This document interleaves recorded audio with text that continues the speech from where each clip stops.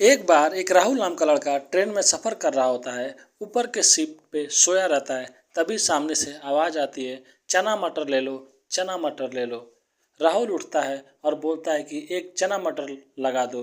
लड़की ऊपर देखती है तो लड़की की आंखों में आंसू आ जाते हैं और लड़का भी देखते रह जाता है और अपने से मोबाइल निकालता है अपनी जेब से और फ़ोन लगा देता है घर। तो चलिए कहानी को शुरू करते हैं। तो नमस्ते गाइस, आज की कहानी बहुत ही रोचक और दिलचस्प है। आप लोग को ज़रूर सुनना चाहिए। अगर आप हमारी कहानी सुनते हैं तो प्लीज़ आपसे रिक्वेस्ट है कि सब्सक्राइब, लाइक, शेयर कीजिए। चलिए कहानी को शुरू करते हैं। एक बार होता यह है, जो राहुल नाम का लड़का रहता है वो इंटर पास करता है। इंटर के बाद ग्रेजुएशन पास करता है। उसके घर में कोई भी खाना बनाने वाला या कोई काम करने वाला नहीं रहता है। दो छोटी छोटी बहनें रहती हैं और राहुल ही सबसे बड़ा होता है। और राहुल की माँ भी थोड़ा एज ज़्यादा हो जाता है, इसके लिए घर में काम नहीं कर पाती और राहुल से हमेशा बोलती थी कि बेटा तुम्हारी शादी कर देते हैं।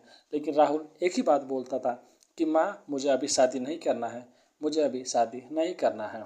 बस ऐसे ऐसे बोलते बोलते राहुल जब ग्रेजुएशन कर लेता है तो उसके माता पिता ज़्यादा फोर्स करते हैं कि तुम शादी अभी कर लो, क्योंकि घर में कोई काम करने वाला नहीं है, कोई घर में खाना बनाने वाला नहीं है। फिर राहुल बोलता है कि ठीक है, और अच्छी लड़की मिली तो मैं शादी कर लेता। फिर होता यही है कि वहाँ से 20 किलोमीटर दूर एक अच्छे घराने में एक अच्छी लड़की से शादी उसका तय होता है, जिस लड़की का नाम अंजलि रहता है। अंजलि भी बहुत खूबसूरत रहती है और अच्छे ख़ानदान से रहती है। फिर इन दोनों का शादी तय हो जाता है। कुछ महीनों बाद इन लोग का शादी हो जाता है। शादी होने के बाद अच्छे से लाइफ 1-2 साल अच्छे से ज़िंदगी चलती है। बच्चे का प्लान नहीं करते हैं कि हमारा बच्चा होगा या लाइफ हम लोग आगे बढ़ाएंगे। ये लोग सोच कर रखे थे। राहुल जो था हमेशा बोलता था कि मैं जब तक कुछ बन नहीं जाऊंगा तब तक बच्चे पैदा नहीं करूंगा। अंजलि भी उसकी बातों का सम्मान करती थी और एक दूसरे के साथ में हमेशा ये लोग खुश में रहते थे। फिर राहुल को कोटा जाना रहता है, यानी राजस्थान पढ़ने के लिए जाना रहता है। घर वालों को बोलता है कि मैं वहाँ पे जा रहा हूँ। फिर कोटा चला जाता है। फिर कभी कभी अपने माँ के मोबाइल पर फ़ोन करता तो अंजलि से, अपनी बीवी से बात करता। फिर एक बार बोला कि उसको एक पुराना मोबाइल दे दो, क्योंकि मैं कोटा में कब दिन भर पढ़ाई करता हूँ, रात को भी पढ़ाई करता हूँ, कब मेरे को टाइम मिलता है तो मैं कितनी बार अपनी माँ को बोलूँगा कि मेरी बीवी से, अंजलि से मेरे को बात कराओ।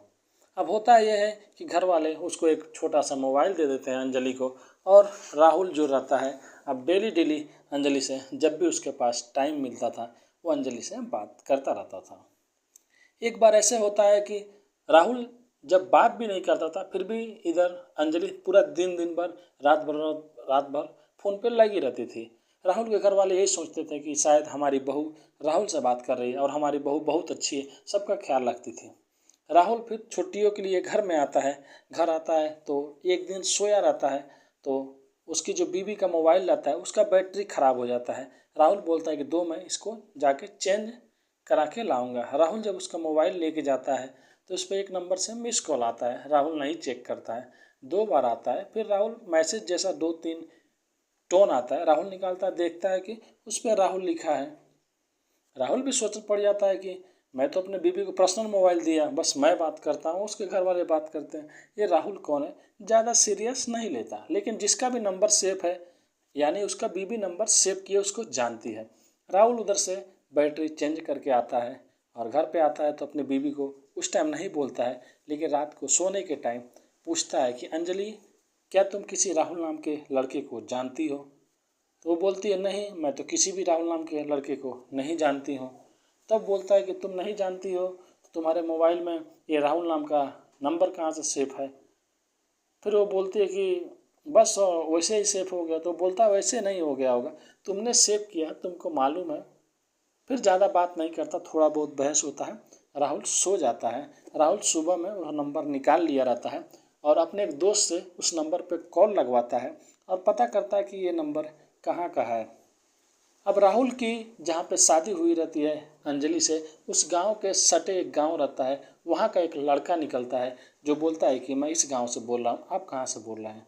अब राहुल को शक यकीन में बदल जाता है। घर पे आता है, अंजलि को बहुत समझाता है कि तुम क्या कर रही हो, तुम्हारा शादी हो गया है, तुम इस लड़के से बात करती हो, सारा चीज़ बता देता है और अंजलि को बहुत समझाता है। अंजलि भी समझ जाती है और 4 दिन 5 दिन 1 वीक गुजरा रहता है। फिर से अंजलि वही काम करती है, वो लड़के से बात करना चालू कर देती है। फिर इधर घर में रहता है, फिर राहुल से अंजलि में झगड़ा हो जाता है कि तुम नहीं सुधरोगी, तुम क्या कर रही हो।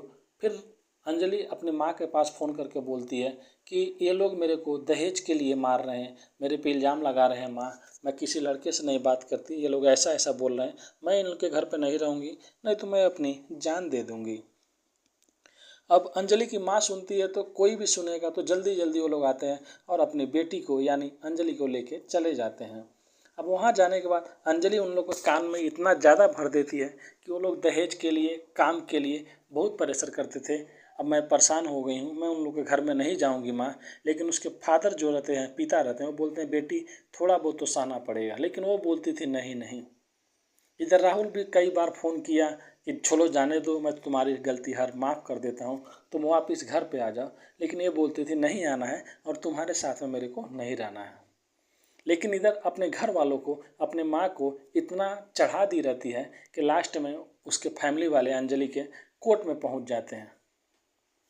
कोर्ट में पहुँच जाते हैं और वहाँ से एक वकील के ज़रिए पूछते हैं, बोलते हैं कि मेरी लड़की वहाँ पे नहीं रहेगी। अभी इसका उम्र ही क्या है, जब वो लोग शुरू में ऐसा कर रहे हैं तो बाद में वो लोग कैसा करेंगे मालूम नहीं। अब राहुल के घर पे एक नोटिस आता है तलाक वाला। राहुल देखता है तो हैमस खाता है और राहुल के घर वाले भी सोच में पड़ जाते हैं कि छोटी सी बात को लेकर बात यहाँ तक पहुँच गई कि अब तलाक होने वाला है। फिर राहुल लोग भी तारीख पे जाने लगते हैं। राहुल हमेशा सोचता था कि अंजलि से कैसे मैं सामने से बात करूं, क्योंकि वो फ़ोन करता तो फ़ोन नहीं उठाती, फिर नंबर भी ब्लैक लिस्ट में डाल देती। फिर राहुल बहुत बार कोशिश किया कोर्ट में भी कि मैं अंजलि से बात करके बोलूँ ये सब क्या कर रही हो, हमारी शादी हो गई है, तुम चलो मैं सब चीज़ माफ़ कर दूँगा। लेकिन उस लड़की को, अंजलि को तो इस लड़के राहुल के साथ में रहना ही नहीं था, क्योंकि उसका जो लवर था जिससे वो बात करती थी, अब खुल के बोलती थी राहुल को तुमसे अच्छा वो मेरे को रखेगा और मैं उसके साथ में ज़्यादा खुश रहूँगी। फिर बाद में वहाँ कोर्ट में जज साहब एक फैसला सुनाए कि ठीक है यार, नहीं रहना चाहती, तुम्हारे साथ में नहीं रहेगी, लेकिन हर महीने तुमको इसके खर्चे के लिए जो भी चीज़ है 5,000 रुपये देना पड़ेगा। क्योंकि राहुल पैसे उस टाइम नहीं कमाता था, ये लोग भी उतना मिडिल क्लास से थे और राहुल कोटा भी पढ़ने जाता था, आता था। राहुल के घर वाले मान जाते हैं, 5,000 रुपये हर महीने देने लगते हैं। फिर उधर भी अच्छे से ज़िंदगी उन लोग का चल रही होती है। फिर इधर राहुल कोटा पढ़ने चला जाता है। कोटा पढ़ के जब आता है तब फिर से एक जगह इंटरव्यू देने के लिए राहुल जा रहा होता है। उसी टाइम वो लड़की ट्रेन में भूजा चना बेचते हुए मिलती है। जब राहुल बोलता है कि एक चना दे दो, एक चना मटर लगा दो, फिर लड़की देखती है। फिर राहुल फ़ोन निकालता है और अपने ससुराल फ़ोन करता है, बोलता है कि ये अंजलि इधर क्या कर रही है, आप लोग इसको कैसे छोड़ दिया। फिर उसके जो पहले के जो सास ससुर थे वो लोग बोलते हैं कि बेटा हमसे गलती हो गया, हम लोग उसके बारे में नहीं जानते, तुमको जहाँ मिली है तुम जानो वो जाने। फिर राहुल उसको बोलता है कि तुम इस ट्रेन में कैसे, तुम तो अपने घर पे थी, तुमने तो मुझसे तलाक ले लिया। फिर वो सब बात बताती है कि तुमने मुझे तलाक दे दिया, तलाक देने के बाद तुम पैसे जो 5-5 हज़ार देते थे, हम लोग उसी में खुश रहती थी, मैं सब चीज़ अपना करती थी। लेकिन मैं जिस लड़के से बात करती थी उस लड़के से घर वाले भी जान गए। घर वाले भी बाद में समझाने लगे कि अंजलि ये सब गलत बात है, तुम्हारा पति बहुत अच्छा था। लेकिन मैंने अपने घर वालों की भी बात नहीं सुना और उस लड़के की बातों में आकर उसके साथ में कानपुर भाग गई। कानपुर आने के बाद 1 साल तक हम लोग बहुत अच्छे से थे और अच्छे से रहते थे। लेकिन अचानक वो लड़का मेरे को भी छोड़ के भाग गया। अब मेरा कोई भी नहीं दुनिया में, ना घर वाले हैं ना पति है। तुम अच्छा थे, तुमको भी छोड़ दिया, घर वाले अच्छे थे, घर वालों को भी छोड़ दिया। जिसके साथ में मैं भाग के आई उसने मेरे को छोड़ दिया। और रोने लगती है उसका पैर पकड़ के राहुल का। राहुल बोलता है अब मैं भी कुछ नहीं कर सकता क्योंकि तुमने सारी हदों को पार कर दिया। फिर भी वो बोलती है कि मुझे माफ़ कर दो, मेरे को अपने घर लेके चलो। राहुल बोलता है कि अभी तो मैं इंटरव्यू देने जा रहा हूँ, मैं कुछ बोल नहीं सकता हूँ।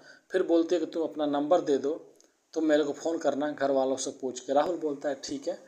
राहुल वहाँ से चला जाता है। राहुल इंटरव्यू दे के फिर से घर पे आता है और अपने ससुराल भी फ़ोन करता है, उन लोगों को भी बुलाता है, अपने माँ बाप को भी बुलाता है और बोलता है कि ऐसी ऐसी बात है, यहाँ पे मिली थी अंजलि, इस हालत में, हालत उसका बहुत ख़राब है, आप लोग क्या कहते हैं। तो उसके सास ससुर बोलते हैं कि बेटा एक गुजारिश हम आपसे करना चाहते हैं, एक बार तो हम लोग से गलती हो गई कि हमने अपने लड़की के चक्कर में आके आपको भूला बारा कह दिया, लेकिन मैं आपसे रिक्वेस्ट करता हूँ, विनती करता हूँ कि आप मेरी छोटी वाली लड़की से शादी कर लीजिए, अंजलि की छोटी बहन से, क्योंकि हमारा इज्जत भी बन जाएगा। क्योंकि हमने तो तलाक ले लिया, फिर हमारी लड़की दूसरे के साथ में भाग गई, अब हमारे लिए वो लड़की मर चुकी है, उससे कोई मतलब नहीं है। फिर राहुल अपने घर वालों की भी बात सुनकर और अपने सास ससुर की बात सुनकर उसकी बहन से शादी कर लेता है और बहुत अच्छे से लोग की ज़िंदगी कट रही होती है। और जब इधर मालूम चल जाता है कि अंजलि किसी के साथ में रह रही है, चाहे भाग गई है, तो इधर कोर्ट से भी पैसा जाना बंद हो जाता है। फिर राहुल जा रहा होता ट्रेन से, फिर वो लड़की मिलती है। उसके पहले वो लड़की कई बार कॉल फ़ोन करती है, लेकिन राहुल फ़ोन नहीं उठाता है। कुछ दिन बाद जब वो ट्रेन में मिलते हैं, फिर रोने लगती है, बोलती है कि तुमने कुछ जवाब नहीं दिया, तुमने कुछ बताया नहीं, तुमने बोला था, मैं कितना बार कॉल की। फिर राहुल बोलता है कि अब कुछ फ़ायदा नहीं बताने का, मैंने तुम्हारी छोटी बहन से शादी कर लिया, उसके साथ मैं बहुत खुश हूँ, तुमने जो किया उसकी सज़ा तुमको ज़रूर मिलेगी। मैं चाह के भी तुमको नहीं ले जा सकता, क्योंकि मेरी शादी ऑलरेडी तुम्हारी ही बहन से हुई है। फिर अंजलि और रोने लगती है और बोलती है कि चलो, अब मैंने जो गलती किया है उसकी सज़ा तो मेरे को मिलेगी। मैंने इतना अच्छा पति खो दिया, इतना अच्छा परिवार खो दिया, एक लड़की के चक्कर में मैं घर द्वार सब छोड़ के भाग आई और आज मेरा इस हाल में मैं जी रही हूँ। फिर वो राहुल बोलता है कि जब मैं पहली बार जा रहा था इंटरव्यू देने, तुम मिली थी, उसके बाद मैं घर गया, शादी तय हुआ, देखो तुम्हारी बहन की वजह से, उसके भाग्य से मुझे जॉब भी मिल गया और आज मैं जॉब करने जा रहा हूँ। तुमने मेरे साथ बहुत गलत किया अंजलि, लेकिन मैंने तुझे माफ़ कर दिया, तुझे माफ़ कर दिया। और वहाँ से राहुल रोते हुए चला जाता है, क्योंकि उसको भी लग रहा था कि चाहे जो भी हो, जो भी परिस्थिति पहले रही हो, लेकिन कभी तो उसको अपना पत्नी माना था, उसको कभी भी तो अपना प्यार दिया था। फिर दोनों रोते गए, लेकिन राहुल वहाँ से चला गया। तो आज की कहानी राहुल और अंजलि की यही थी। तो कहानी कैसी लगी दोस्तों, कमेंट करके ज़रूर बताइए। और चैनल पर आप अगर नए हैं, वीडियो हमारी देखते हैं, तो सब्सक्राइब कीजिए ताकि हमको भी मोटिवेशन मिल सके। और इससे अच्छी वीडियो मैं आप लोगों के लिए लाऊंगा। अभी के लिए जा रहा हूँ, धन्यवाद।